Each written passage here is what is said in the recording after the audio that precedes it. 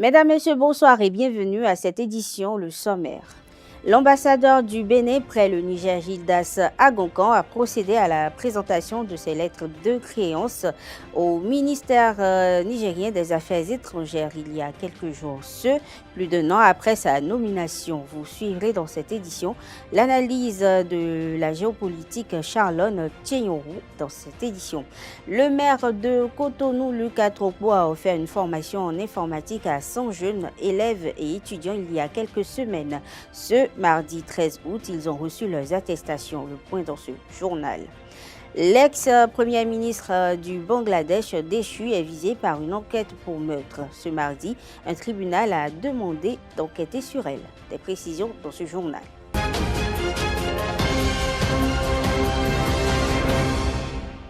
Bonsoir à tous. Beaucoup s'interrogent sur les mobiles de la réforme du système partisan de mise en œuvre par le chef de l'État, Patrice Talon. Depuis sa mise sur pied, des conditions ont été définies pour la création des formations politiques au Bénin, reçu par Abdelkader Achirou sur l'émission L'invité de ZAE TV. Irénée Josias Agossa, membre du bureau politique de l'Union progressiste Le Renouveau, pense que cette réforme est la plus audacieuse depuis 1990. Suivons ensemble un extrait de ses propos. La réforme partisane, il faut que nous posons la question si, d'abord, elle était opportune. La réforme partisane est une réforme opportune. On avait besoin de cette réforme parce que ce qu'on reprochait aux partis politiques était énorme. On reprochait à la classe politique nationale son émiettement, son instabilité et le marchandage politique, le clientélisme politique, la corruption et tout ce que vous savez. Donc, on avait besoin d'une réforme dans le domaine. Donc, une réforme était souhaitée, même par les populations, par tout le monde. Mais après des années d'expérimentation... Tout le monde voulait une réforme. Cette réforme est intervenue dans le cadre d'un besoin manifesté par plus de 90% des Béninois. Et je suis là. Donc, c'est clair que la réforme était utile. Cette réforme... Elle était opportune. Elle était opportune. Et elle a posé les bases d'un système politique cohérent. Moi, je dis que c'est la réforme la plus audacieuse qui a eu lieu au moment du processus démocratique depuis 1990 jusqu'à nos jours. Parce que si vous prenez depuis 1990, la gangrène qui a miné notre classe politique, c'est issu du processus d'élection de nos représentants au niveau des communes, des mairies, ainsi de suite, du Parlement, jusqu'au niveau du président de la République. Et en êtes-vous satisfait? Donc, j'en viens. Cette réforme a été la plus audacieuse et la plus cohérente. Elle est la plus cohérente, d'autant puisque elle a réglé un grand problème au Parlement et un grand problème au niveau de la classe politique nationale. La stabilité politique. La stabilité politique, ce qui est très utile pour tout processus de développement. Au Parlement aujourd'hui, on ne parle plus de transhumance, on ne parle plus de clientélisme politique. Il y a une stabilité politique. Et cette réforme a réglé un grand problème aussi, c'est celui du financement des partis politiques. Nous avons fini avec les partis politiques entreprises. Ce n'est plus aujourd'hui quelqu'un qui a quelques sous, qui maîtrise une circonscription électorale et qui crée un parti politique et qui finit par être élu député et qui se comporte comme un mercenaire politique au Parlement. Non, nous avons une stabilité et aujourd'hui, nous pouvons dire que c'est les visions au niveau des partis qui prédominent. Ce n'est pas encore totalement ça, mais c'est ça qui a été projeté. Et c'est ce qui est important. L'hyper-personnalisation est presque exclue du processus politique par cette réforme. Donc, il reste à faire. Donc, aujourd'hui, je peux vous dire que moi, je suis entièrement satisfait de cette réforme et je suis quelqu'un qui se bat partout pour la mise en œuvre intégrale de cette réforme. Il est bien vrai, il faut que je vous rappelle que dès le début, j'étais parmi ceux qui étaient aussi contre.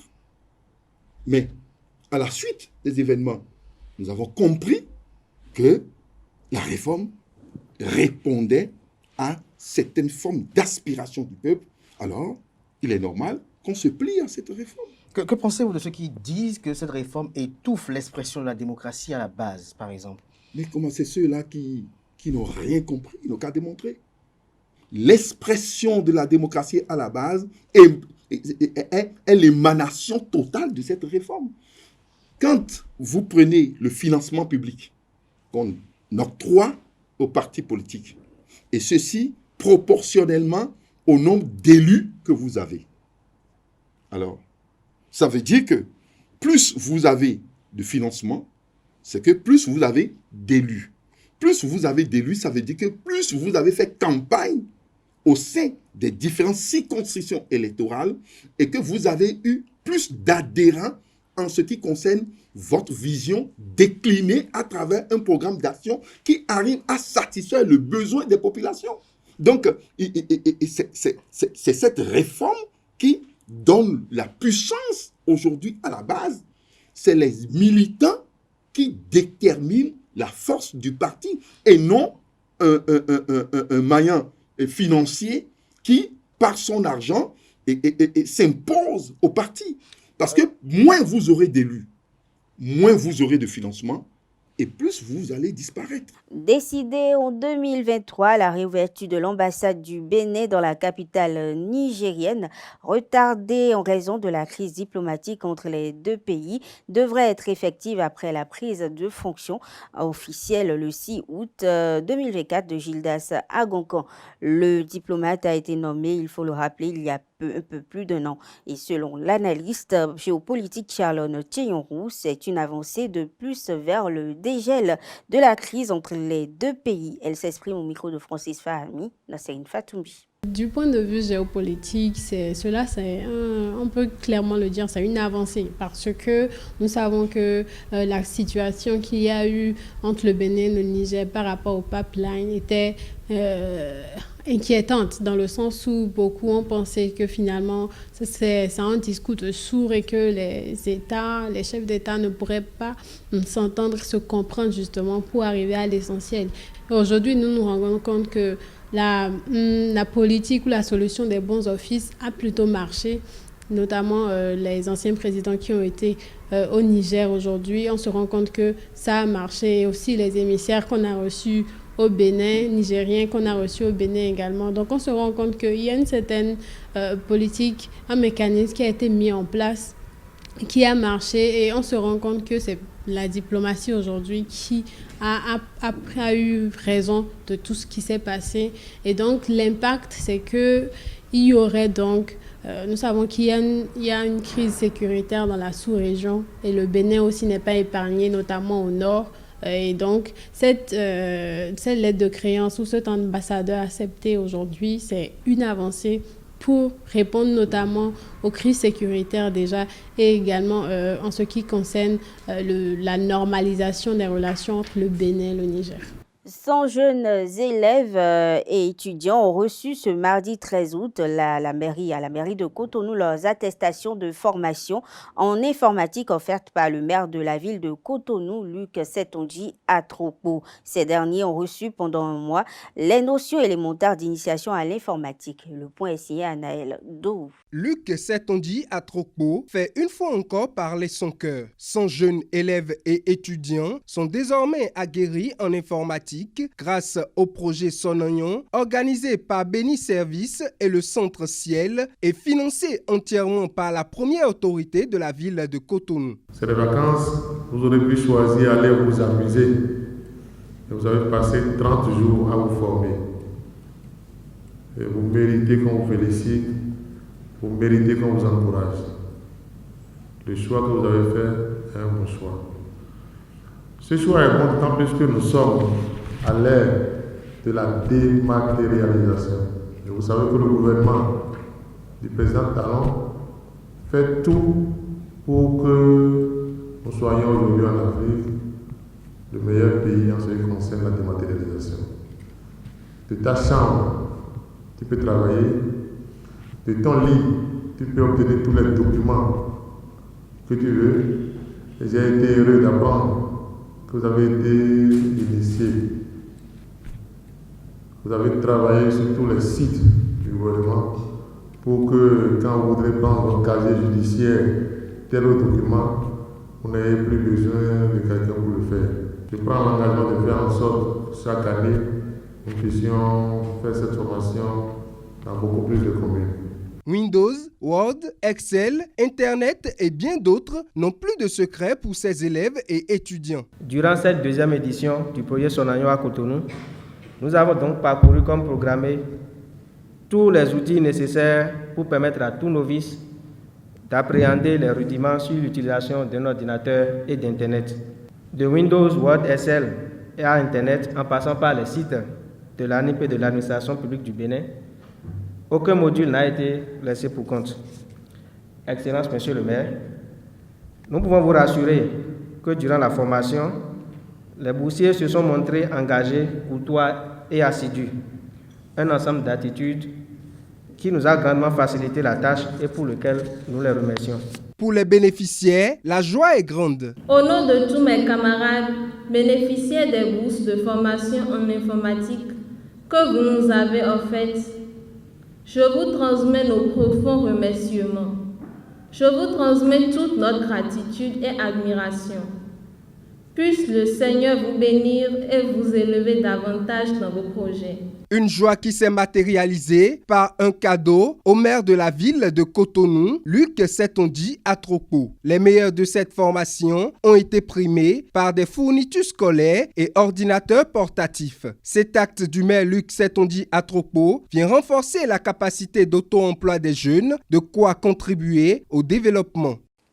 La Banque africaine de développement BAD a approuvé un prêt de 60 millions de dollars, soit plus de 36 milliards de francs CFA au profit du Bénin pour financer la deuxième phase du programme d'appui à la gouvernance économique et au développement du secteur privé, page DSP2. C'était lors du conseil d'administration du Fonds africain de développement, le guichet concessionnel du groupe de la BAD à Abidjan en Côte d'Ivoire. D'après la BAD, le programme a pour objectif d'accroître la contribution du secteur privé à l'économie nationale à travers l'amélioration du climat des affaires, l'appui au secteur agroalimentaire et le renforcement de l'action climatique.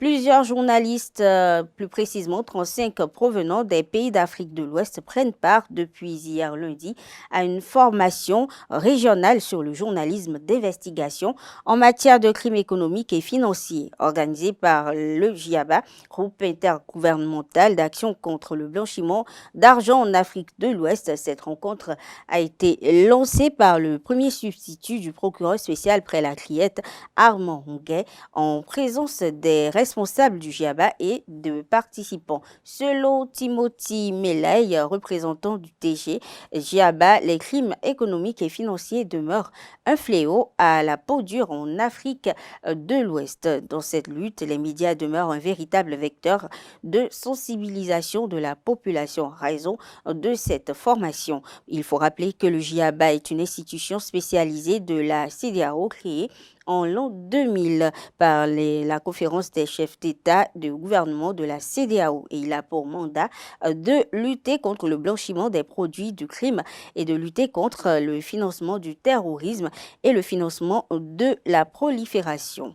Les personnes poursuivies dans le dossier de l'ANIP à la Criette ont comparu ce lundi 12 août 2024. Sur les 19 inculpés, 18 ont été libérés sous caution. Poursuivis pour abus de fonction, les 19 accusés ont plaidé non coupables et ils justifient les nombreuses modifications intervenues sur la plateforme de l'ANIP avec des codes confidentiels par des travaux de nuit qu'ils effectuaient, ce afin d'atteindre le quota des objectifs qui leur sont fixés. Les transactions mobile money proviennent, selon eux, des usagers qu'ils aident pour des paiements en ligne et selon la décision de la Cour, les 18 libérés sous caution doivent payer une somme qui varie entre 100 000 francs CFA et 500 000 francs CFA. Il faut noter que la prochaine audience est fixée au 2 décembre 2024. Dans la lutte africaine, les perles portées à la hanche par les femmes symbolisent un outil de séduction. Mais pour certaines personnes, leur usage n'est plus en vogue comme autrefois. Quelques-unes rencontrées dans la ville de Cotonou en parlent et appellent au retour à la tradition. Ils sont au micro de Kanté Amoussou, Francis Fahami. Moi, je suis un homme quand les perles se trouvent à la hanche d'une femme, excusez-moi beaucoup, moi ça m'excite le plus rapidement que possible. Et je ne sais pas si je peux commenter ça, je ne sais pas. Parce que ça me fait moi quand je vois les perles autour des hanches d'une femme, vraiment, je n'ai pas de mots à dire. Ça tourne le cerveau des hommes et les hommes cherchent à grimper ce femme. Mais sans perles, voilà, là, ce n'est pas bon. Et une femme doit porter de perles, pas de perles où il y a des perles un peu, pas trop gros quoi, mais façon qui attire ton mari. Vous savez que les femmes sont là aujourd'hui, ils sont en train de faire quelque chose pour que leur mari les aime.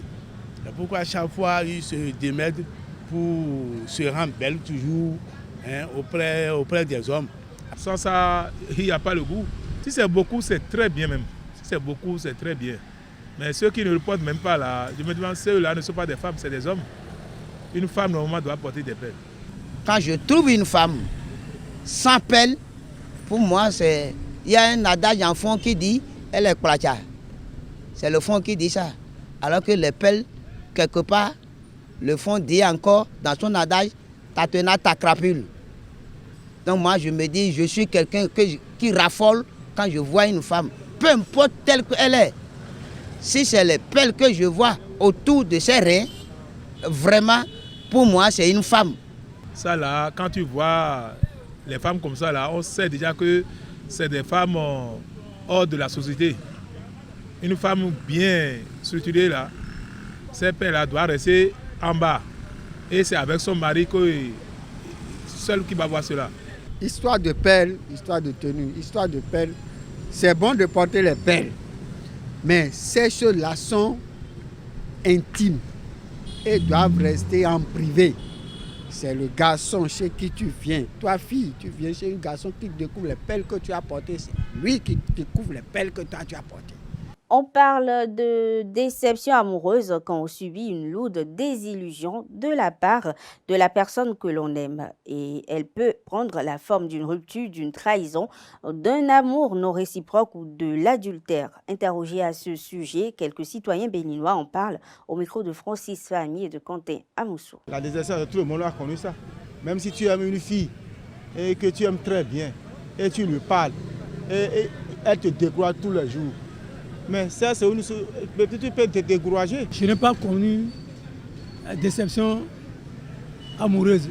Mais il y a toujours des crises entre nous et moi, j'arrive toujours à surmonter ces crises-là. Je n'ai jamais eu une déception amoureuse. Jamais. De notre temps, il y a des déceptions amoureuses, mais ce n'était pas fréquent. J'ai aimé une fille.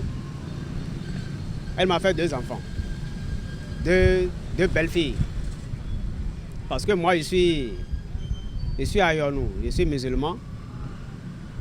On dit, elle est chrétienne, catholique confirmée. Elle n'a pas le droit de se marier à un musulman. Voyez-vous.